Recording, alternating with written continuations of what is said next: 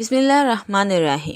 میری پیاری بہنوں اور میرے پیارے بھائیوں، تم جو چاہتے ہو کہ تمہاری زندگی ویل سیٹل ہو، کسی قسم کا کوئی غم تمہیں نہ چھوئے، جس چیز پر تم ہاتھ رکھو وہ تمہاری ہو جائے، دعائیں کرنے سے پہلے ہی ہماری ساری دعائیں قبول ہو جائیں، ساری خواہشیں پوری ہو جائیں، تو ایسا معاملہ دنیا میں نہیں ہو سکتا۔ دنیا میں تو آپ آزمائے جاؤ گے، دنیا میں تو آپ پر نظر رکھی جا رہی ہے، آپ کو دیکھا جائے گا کہ آپ کیسے ہو۔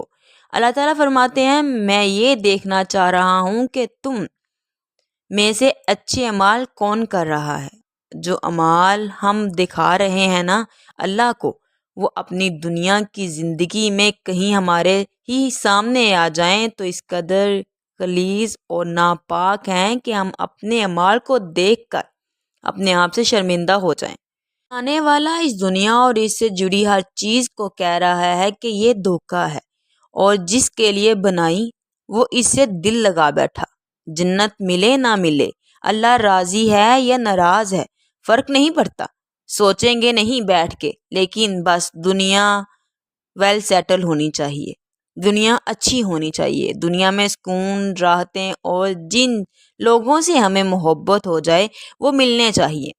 اگر دنیا میں آپ کی ساری خواہشوں کو پورا کر دیا جائے، آپ کی ساری دعاؤں کو قبول کر لیا جائے، آپ کو ویسی لائف پرووائڈ کر دی جائے جیسے کہ آپ چاہتے ہو، تو پھر مرنے کا دل کس کا کرے گا؟ پھر اللہ کو یاد کون کرے گا؟ آخرت تو پہلے ہی ہمیں مذاق لگ رہی ہے، پھر تو آخرت اور اس سے جڑی تمام باتیں ہمیں پرانے لوگوں کے قصے کہانیاں لگیں گے۔ دنیا میں آپ کو آزمائشوں کے حوالے کیا جائے گا، جہاں آپ کو 10 قسم کے لوگ ملیں گے تو وہاں آپ کو 2 برے لوگ بھی ملیں گے۔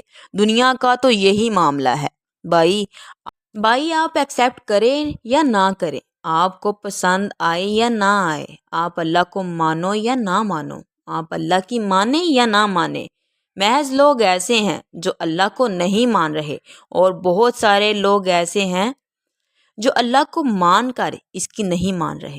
تو آپ کی نافرمانیاں سے، ان کے شرک سے، ان کے کفر سے اللہ کو تو کوئی فرق نہیں پڑ رہا۔ اللہ تو ہمیشہ سے قائم دائم رہے گا۔